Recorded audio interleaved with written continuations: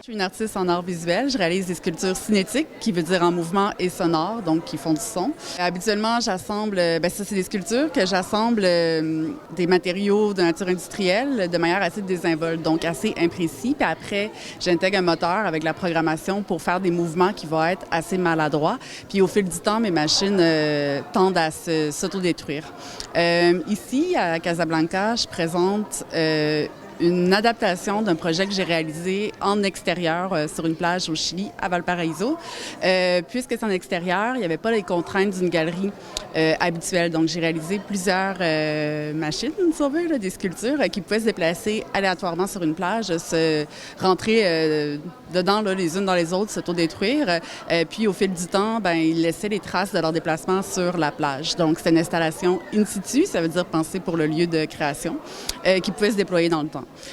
Les espaces d'exposition viennent tout le temps avec des contraintes qui, à mon sens, parfois restreignent un peu les pulsions créatrices. Donc, j'ai un peu joué là-dessus. J'ai attaché mes sculptures pour un peu les restreindre. Donc, c'est une adaptation de leur mouvement qui était autrefois libre à l'extérieur, qui là, est restreint par le cadre d'acier dans la galerie. Il y a aussi une mise en abîme avec leur premier état qui était sur la plage par la vidéo. C'est un chœur de poètes, de 9 poètes au total.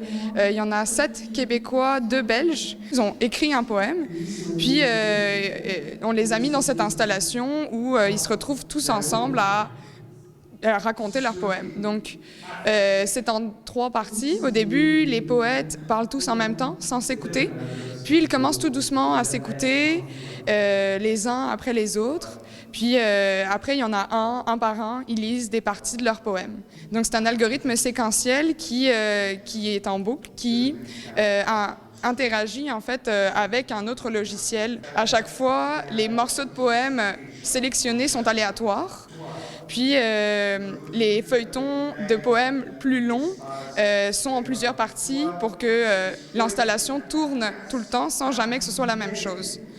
Donc, sur la dernière partie, les poètes ont une ambiance qui s'adapte en fait, à chacun des poètes. Ils ont chacun leur ambiance et chaque poète vient avec son concepteur sonore. Donc c'est un duo. C'est un projet qui a quand même déjà voyagé. Puis mais c'est la première fois qu'on le présente ici au Maroc. Donc c'est vraiment très chouette. Genre. On est vraiment très content de pouvoir l'amener jusqu'ici.